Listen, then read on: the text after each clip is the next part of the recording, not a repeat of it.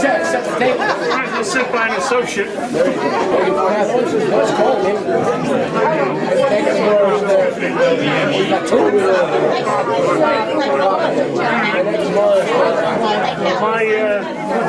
As the old saying goes, I don't care who knows my man, the only person who knows my name.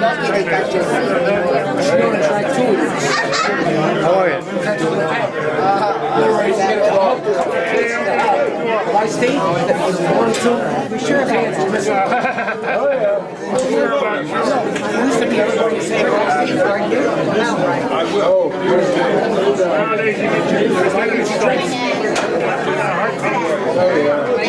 It's just amazing. I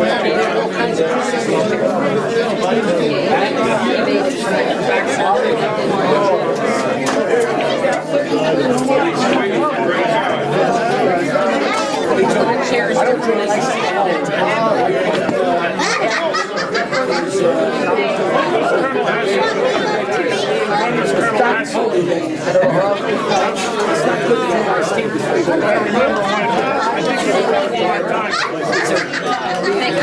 if you have a flip, I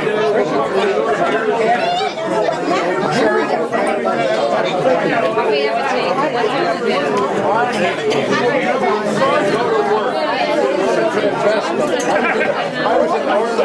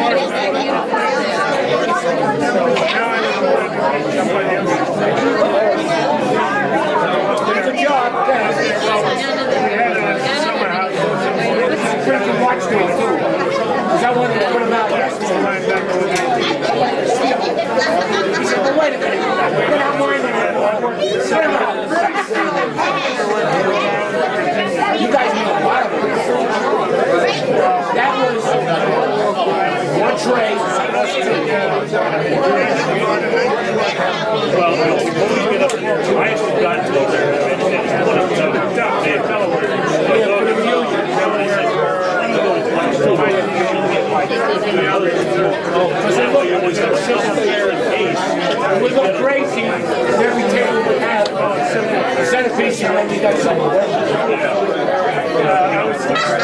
Good evening, ladies and gentlemen, again. May I have your attention, please? Ladies and gentlemen, please, may I have your attention?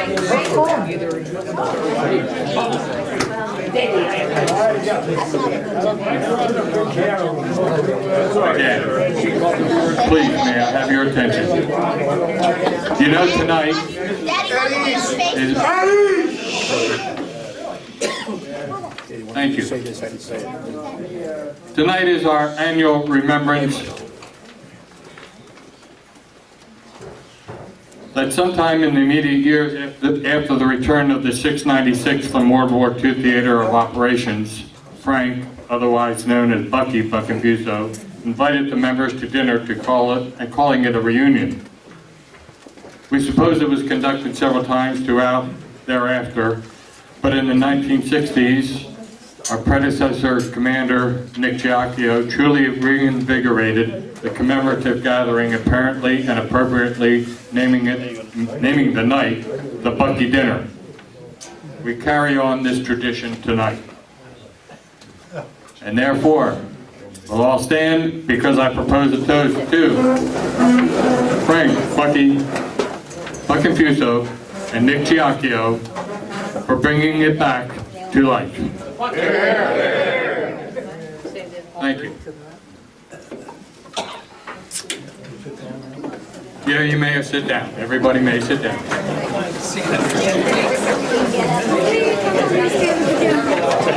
Just a comment. For years, our colors have represented a nation dedicated to liberty and freedom. They have been carried to many lands and inspired acts of valor that often demanded the ultimate sacrifice. Those who have come before us paid for our right to carry on in our stead, for wars are not won, nor freedom endured by the living alone. Members and friends, I draw your attention to the small table here in the room at the other end. This table and its setting is a reminder that all of our comrades in arms could not be here with us tonight. It is our hope that with pride and honor they will hear us as we toast to their ultimate sacrifice to their country's call to arms. Again, I offer this toast in honor of those who have given their lives in defense of our nation, to our fallen comrades.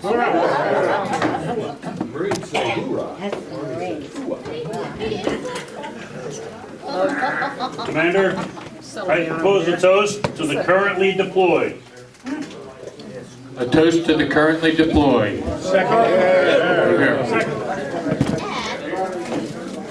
Commander, to our fallen comrades. To our fallen comrades. To the field artillery. And to the field artillery.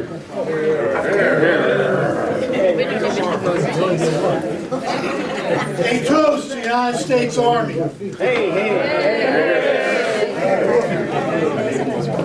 Toast to the United States Marine Corps.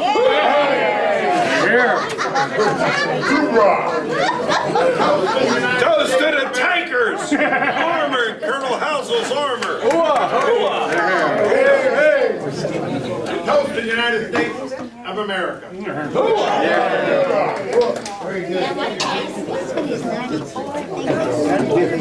Tonight I'd like to acknowledge the attendance of Sergeant First Class Retired Thomas Connolly, the Adjutant, Northern Chapter, 112th Field Artillery Association. Have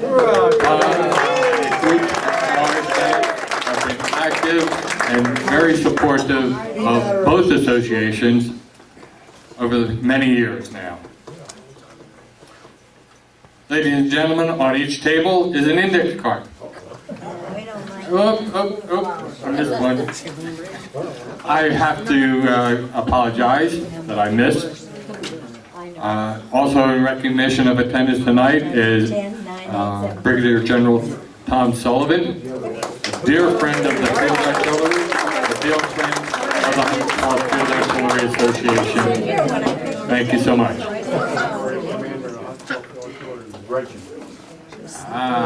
Yes, okay, I'll repeat John Gribben's Honorary Commander, 112th Field Artillery Regiment. God bless and Godspeed. All right. A white index card has been distributed to each table. On that one side of that card is a number that indicates the sequence for entering the buffet line. I think we've gone through this before, and I have taken a moment and printing. No, you can't turn the 6 upside down. The 6 and 9 each have a line underneath showing the right side up. Okay, so if you got the 6, you'll know it. If you got the 9, you're a little less fortunate tonight. You'll wait a few minutes longer. I do think, and has been in the past, Menino's servers have been excellent and helpful. No, you can't draw a new line underneath the card. And very respectfully, I ask that please wait until the last of the first time through the line, get through the line before going up. There is always has been plenty of food. Okay? And the line will form by entering by table number 1 first, by entering through the door here to my left, your right, exit, go down the little hallway, turn left, and enter the serving line. Enjoy your evening, enjoy the meal, thank you, and we'll see you, talk to you later.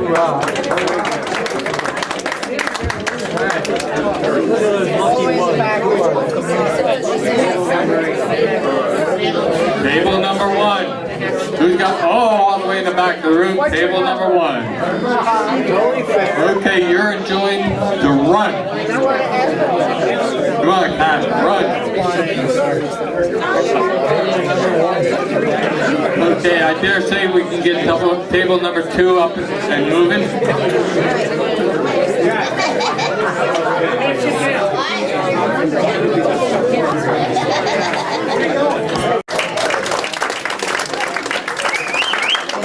We've got another man in the room tonight who also is enjoying his 90s, Frank Caprario. Both men in excellent health, we understand, and congratulate them on their 90+ years. Without further ado, I'd like to turn the microphone over to the adjutant of the 112th Field Artillery Regiment, who is here this evening, a presentation to be made. John Griffith. Thank you, Commander. Good evening. It's a pleasure to have an opportunity to speak with you this evening. The 112th Field Artillery Regiment honors one of our own tonight. And I think all of you will understand why we're doing this. Would the regimental historian, Lieutenant Colonel Gary Ireland, please join me in the room.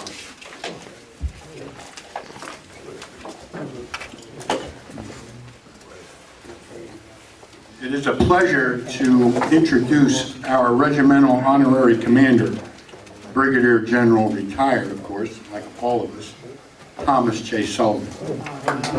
General.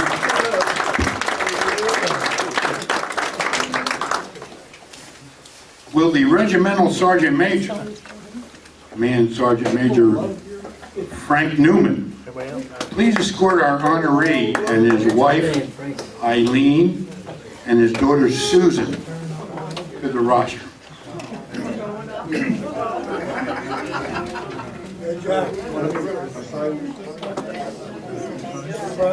And I would like to ask Mrs. Ruth Ann Gribben, a very close friend of mine, our senior Molly Pitcher awardee, please join Brigadier General Sullivan.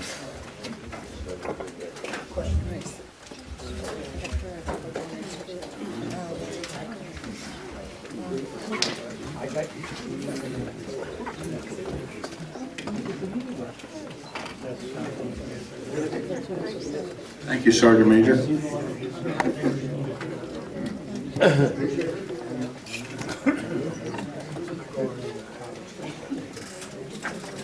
Our regimental historian, Colonel Ireland, will read a short biographical history of Warrant Officer retired John Monroe's military career.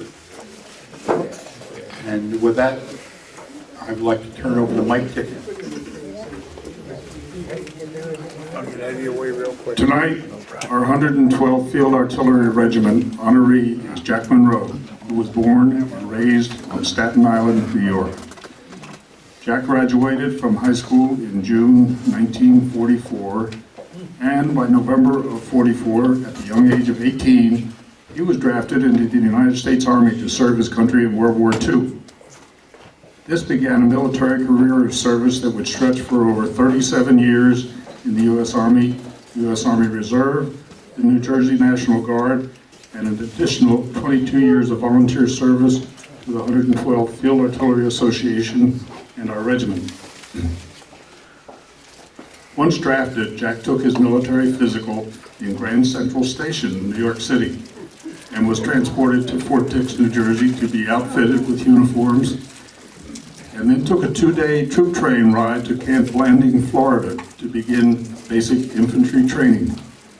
In March 1945, aboard the USS James Parker, he sailed to France and began his European career of in the theater of operations service.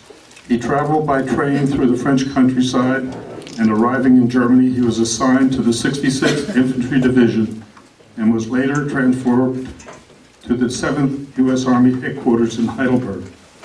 He sailed back home on the USS George Washington, was discharged as a staff sergeant from active service in August of '46, and decided to join the U.S. Army Reserve.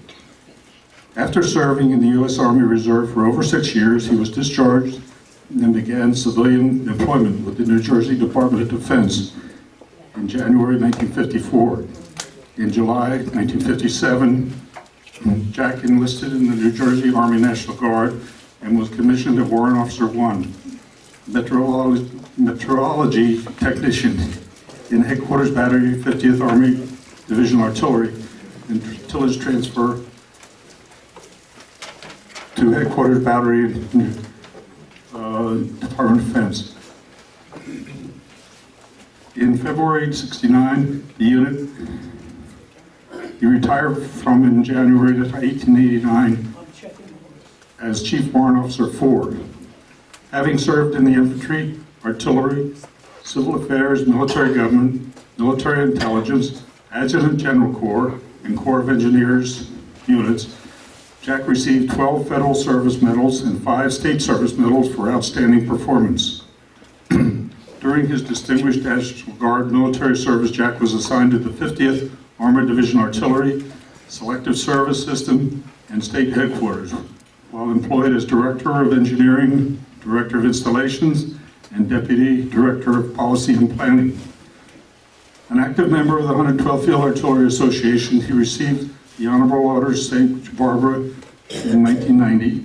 As commander of the Artillery Association in 1995, and he received the Ancient Order of St. Barbara in 1998.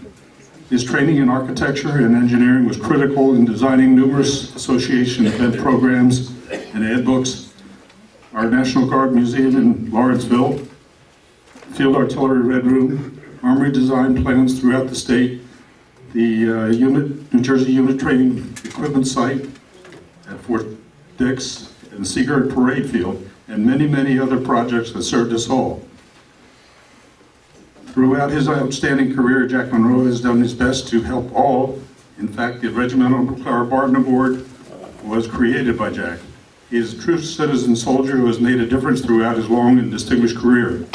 So, tonight, it is the 112th Field Artillery Regiment's opportunity to say thank you to a great American.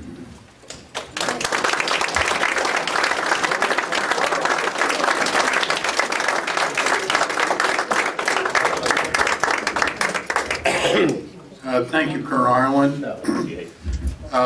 Colonel Sullivan is going to give Jack a citation, and the citation reads as follows.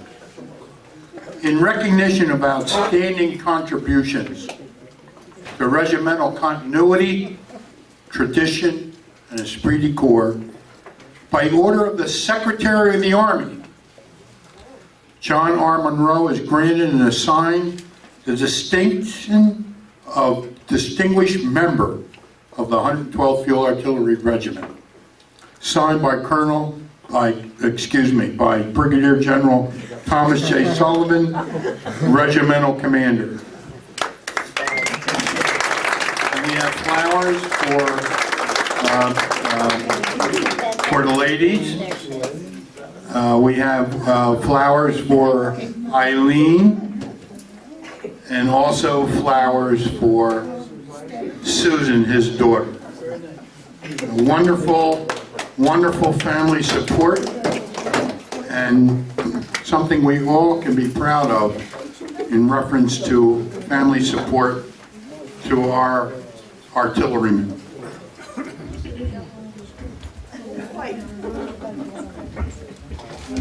I'm going to ask Jack to say a few words because it is his night. But I want to say a couple very brief things to Jack.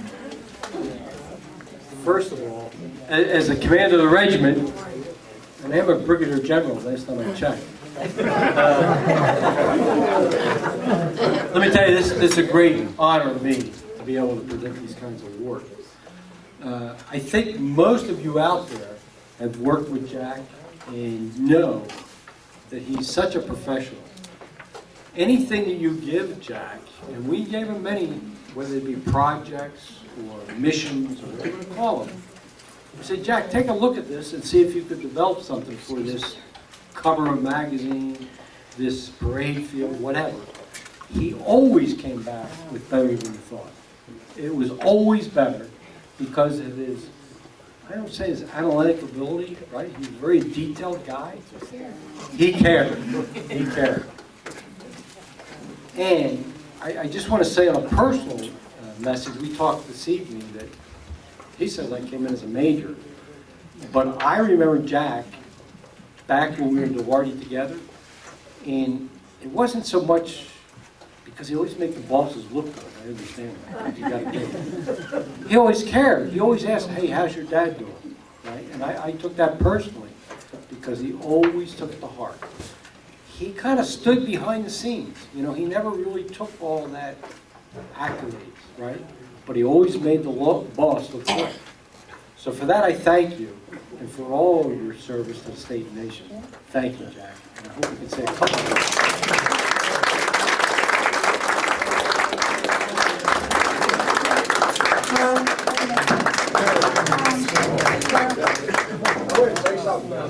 Oh, wait a minute, there we go. We got a testimonial. I said, you look at that red room. Jack designed it and built it.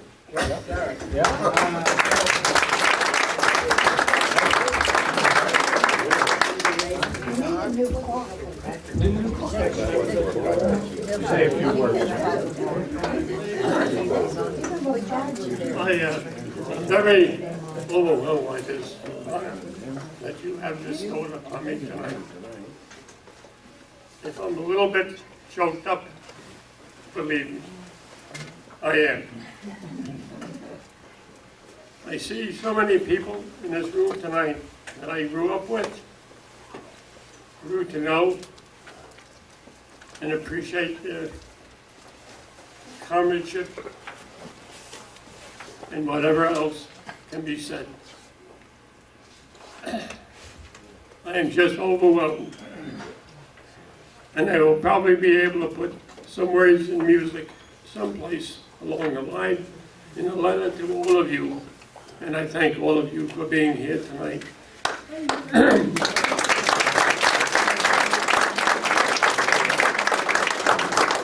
There are two ladies that have been part of my life. One of them a little bit older than the other.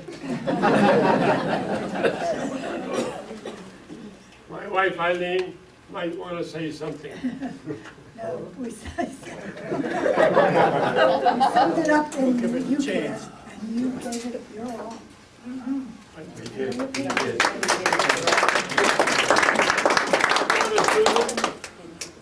Yeah, I did. Growing up, there were times when I thought he lived here more than home. But he did it all. I don't think there's anybody in this room that has not had the same kind of remarks from their children. We spent many of our lives here. I started here in '54 on this installation, and I never left it. And I hope that whenever my time comes, I will be looking down at it again. Thank you. Bye-bye.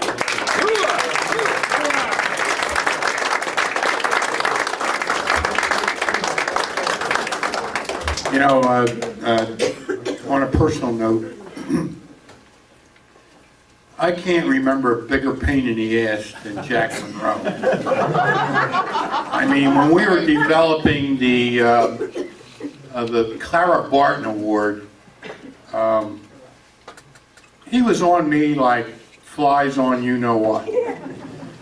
And we developed not only policy and procedure and award criteria, but we developed a very significant award to those who are unsung. those nurses and paramedics who have taken care of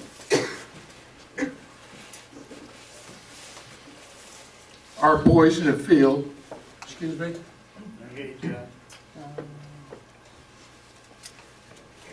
It's very important.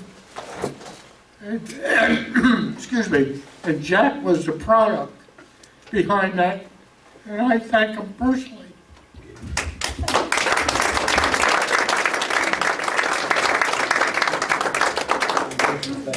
Jack, thank you very much for your service, your time, your effort, and your energy to not only the 112th Field Artillery Regiment, the National Guard Museum, Militia Museum, and the 112th Field Artillery Association. Thank you so much, Jack.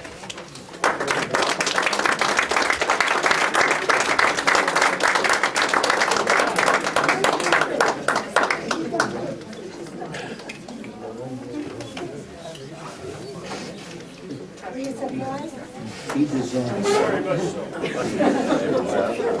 in the Tommy like this. It's a diary. Whole space. He gave me a little small play. Must have came in 1,000 pieces. I said, my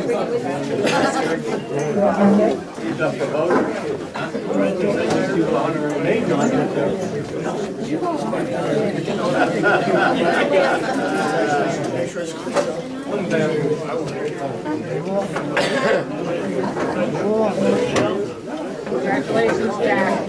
He gave me a little piece of wood. I said, Jack, what I do? Step by step, I'll show you. Took us once. Well, ladies and gentlemen, before I bring the evening to a close, I have one more item I need to cover tonight. Of course, as you look around the room tonight, the various tables that we're all been sitting at are pretty much filled with used up plates and papers and utensils and cups and etc. And they don't look quite pretty anymore, the tables, I mean. The people always look pretty. But I think as everybody walked into the room earlier this evening, it was very nicely decorated. And one of the points of the decoration was a new centerpiece for each table.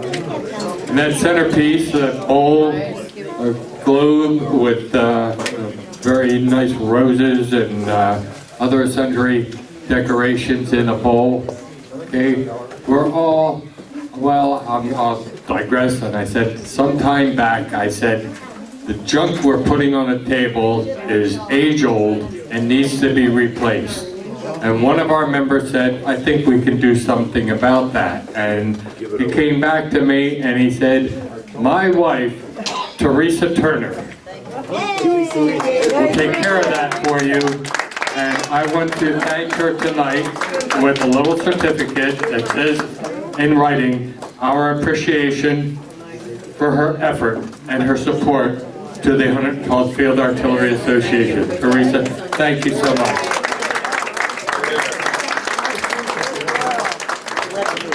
Ladies and gentlemen, there is still some food on the serving line if anybody could possibly still be hungry.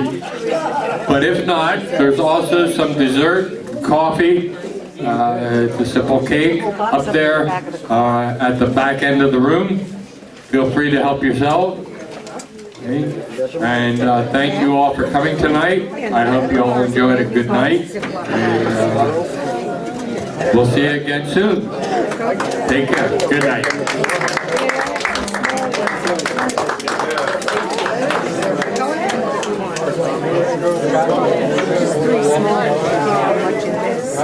Right. I know.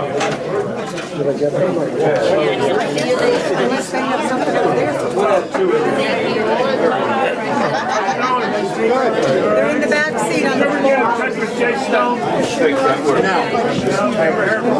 word.